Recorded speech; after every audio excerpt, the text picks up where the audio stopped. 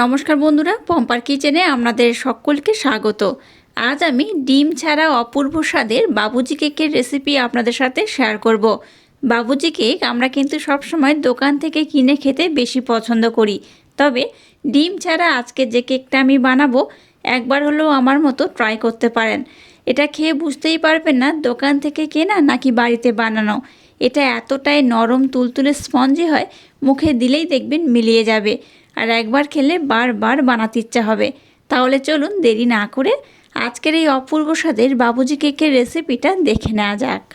আজকের এই কেকটা বানানোর জন্য প্রথমেই দেখুন এই বাটির মাপ করে এক বাটি আমি সাদা তেল নিয়ে নিয়েছি, আর সমস্ত উপকরণ এই বাটির মাপ করে আমি ব্যবহার করব। আর এখানে অবশ্যই কিন্তু সাদা তেলটাই ব্যবহার করতে হবে। একই বাটি মাপ করে এখানে আমি এক বাটি ব্লেন্ড করে নেওয়া মিছরি ব্যবহার করছি। আপনারা চাইলে মিছরির পরিবর্তে এখানে চিনিও ব্যবহার করতে পারেন। দিয়ে দেব সামান্য একটু লবণ, দিয়ে দেব একদম সামান্য পরিমাণে এলাচ পাউডার। এবার সমস্ত উপকরণ আমি খুব সুন্দর করে ব্লেন্ড করে নেব। এটাকে কিন্তু খুব সুন্দর করে ব্লেন্ড করবেন, তাতে করে আজকে যে কেকটা বানাবো অপূর্ব হবে। যেখানে আমি আর একটা উপকরণ এই মুহূর্তে ব্যবহার করব। এবার এখানে দিয়ে দেবো একই বাটি মাপ করে এক বাটি ঘন করে জাল দিয়ে নেওয়া দুধ। দুধটাকে আমি ঘন করে ফুটে রেখে দিয়েছিলাম, সেই দুধটাই ব্যবহার করছি। তবে দুধটা গরম নেই, রুম টেম্পারেচারে রাখা দুধ এখানে আমি ব্যবহার করছি। এবার এই কটা উপকরণ আমি খুব ভালোভাবে খুব সুন্দর করে ব্লেন্ড করে নেব।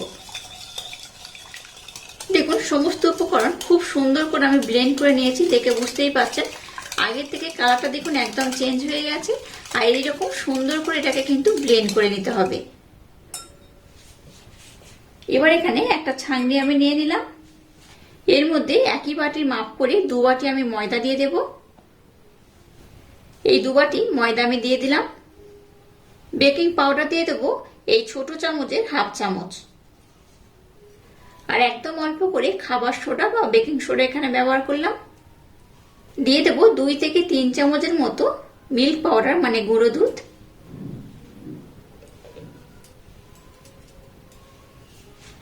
এবার সমস্ত উপকরণ খুব ভালোভাবে চেলে নেব। আজকে যেহেতু আমি বাবুজি কেক বানাচ্ছি তার জন্য কিন্তু ময়দাটা সব থেকে ভালো, তো ময়দা দিয়েই কিন্তু এই কেকের রেজাল্টটা সবথেকে বেশি ভালো হয়।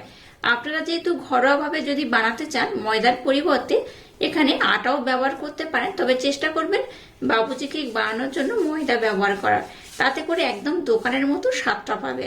সমস্ত উপকরণ দেখুন খুব ভালোভাবে আমি চেলে নিয়েছি। এবার খুব ভালোভাবে সমস্ত উপকরণ আমি ব্লেন্ড করে নেব। আর কেকের যখন ব্যাটার বানাবেন চেষ্টা করবেন এই যে ব্লেন্ডারটা আমি ঘোরাচ্ছি যে কোনো একই দিকে ঘোরানোর চেষ্টা করবেন, তাতে করে কেকের রেজাল্টটা খুব ভালো হয়, খুব স্পঞ্জি হয়, তুলতুলে হয়, নরম হয়। তো এইভাবে যে কোনো একই দিকে কিন্তু এটাকে ব্লেন্ড করতে হবে। তো ঘনত্বটা দেখুন এটা কিন্তু অনেকটাই ঘন হয়েছে, এখানে আরেকটু দুধের প্রয়োজন। প্রথমে এক বাটি দুধ দিয়েছিলাম, আবারও এক বাটি নিয়ে নিয়েছি। অল্প অল্প দিয়ে এটাকে এইভাবে ব্লেন্ড করতে হবে। একেবারে কিন্তু সব দুধটা দেওয়া যাবে না, তাতে করে মিশ্রণটা অনেকটা পাতলা হয়ে যাওয়ার সম্ভাবনা থাকবে। তাই অল্প অল্প দিয়ে মিশ্রণটাকে রেডি করতে হবে। দেখুন ঘনত্বটা কেমন হয়েছে, ঘনত্বটা কিন্তু বেশ একটু ক্রিমি ক্রিমি হয়েছে, দেখে বুঝতেই পারছেন। আর একটু আমি দুধ এখানে অ্যাড করব। এখানে দেখুন মোট 1.5 বাটি দুধ লেগেছে। এখানে যেহেতু আমি সুজি ব্যবহার করছি না তাই কিন্তু আর ঘনত্বটা খুব একটা পরিবর্তন বা চেঞ্জ হবে না। তাই এটাকে কিন্তু এই একেবারেই খুব সুন্দর করে ব্লেন্ড করে নিতে হবে। আর ঘনত্বটা যেন এরকম ক্রিমি ক্রিমি হয়, তাতে করে এই কেকের রেজাল্টটা একদম পারফেক্ট হয়। তো এখানে কিন্তু আমি আরো বেশ কিছু উপকরণ অ্যাড করব। তো প্রথমে এই বেড়াটাকে সরিয়ে রাখবো, এবার যেগুলো অ্যাড করবো আমি আপনাদের দেখিয়ে দেব।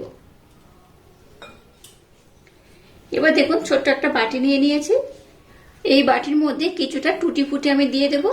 2 রকম কালারের টুটি ফুটি এখানে আমি ব্যবহার করছি। দিয়ে দেবো অল্প একটু মোরব্বা। মোরব্বা চেষ্টা করবেন অবশ্য ব্যবহার করার, কারণ বাবুজি কেকে কিন্তু মোরব্বা অবশ্যই থাকে। দেখে বুঝতেই পারছেন আজকের কেকটা কিন্তু একদম আমি দোকানের মতো বানাবো। দিয়ে দেবো কিছুটা চীনাবাদাম, আর দিয়ে দেবো কিছুটা কিশমিশ। কিশমিশটাকে দেখুন আমি 2 টুকরো করে কেটে নিয়েছি। এবার এখানে হাফ চামচ ময়দা দিয়ে দেবো। কিশমিশটাকে আমি কেটে নিয়েছি কারণ কিশমিশটা বেশ লম্বা লম্বা, তাই একটু কেটে নিয়েছি, তাতে করে দেখতে বেশি ভালো লাগবে। আর ময়দার সাথে এবার আমি সমস্ত ড্রাই ফ্রুটগুলোকে এইভাবে কিন্তু একটু নাড়াচাড়া করে মেখে নেব। এইভাবে যদি ড্রাই ফ্রুটগুলো নাড়াচাড়া করে মেখে নেন, তাতে করে কেকের ব্যাটারটা যখন বানাতে বসাবেন বা কেকটা যখন বানাতে বসাবেন, তখন ব্যাটারের মধ্যে এই যে উপকরণগুলো আমি অ্যাড করব, এগুলার উপরে উঠে আসবে না। যেমন পর্যায়ে দেবেন ঠিক কিন্তু সেই রকমই থাকবে। তো যাই হোক, এটাকে দেখুন খুব ভালোভাবে আমি নাড়াচাড়া করে মিক্সড করে নিয়েছি। এবার এখানে দেখুন ভ্যানিলা এসেন্স দিয়ে দেবো, খুব বেশি নয়, 1 চামচের মতো দিলেই হবে। এই 1 চামচের মতো দিয়ে দিলাম। এর মধ্যে দিয়ে দেবো যে ড্রাই ফ্রুটগুলোকে আমি ময়দার সাথে মেখে নিলাম, সেটাকেই দিয়ে দেব। আবারও এই সমস্ত উপকরণ একসাথে আমি খুব সুন্দর করে ব্লেন্ড করে নেব। এইভাবে আমার মতো একবার হলেও কেকটা বানিয়ে দেখবেন। দোকানের বাবুজি কেক কিনে খাওয়ার আর ইচ্ছাই হবে না, খুব সহজে বাড়িতে বানিয়ে নিতে পারবেন। আর একবার বানিয়ে কিন্তু আপনারা ফ্রিজে রেখে অনেকদিন খেতেও পারবেন। তো যাই হোক, এবার দেখুন ঘনত্বটা কেমন হয়েছে। এখানে আমি আর একটু দুধ ব্যবহার করব। মোট এখানে 2 বাটি দুধ নিয়েছি, তার মধ্যে দেখুন অল্প একটু রয়ে গেছে। এবার আমি ঘনত্বটা আর একবার আপনাদের দেখিয়ে দিচ্ছি। দেখুন ঘনত্বটা কিন্তু এই রকমই হয়েছে, খুব যেমন ঘন নয় আবার খুব পাতলাও নয়। আমি দেখাচ্ছি, দেখে বুঝতেই পারছেন কতটা ঘন হয়েছে। এই মিশ্রণটাকে আমি খুব ভালোভাবে রেডি করে নিয়েছি। আচ্ছা, এখানে আমি আরেকটা কথা বলে রাখি, আমি তো অনেক ধরনের মিষ্টি বানাই বাড়িতে, তাই কি করি মিষ্টির পরিমাণটা একটু কম ব্যবহার করি। আপনারা যারা একবার বা যারা বেশি মিষ্টি খেতে পছন্দ করেন, তারা কিন্তু মিষ্টির পরিমাণটা আপনাদের পছন্দ মতোই ব্যবহার করবেন। যাই হোক, ব্যাটারটাকে আমি একদম রেডি করে নিয়েছি।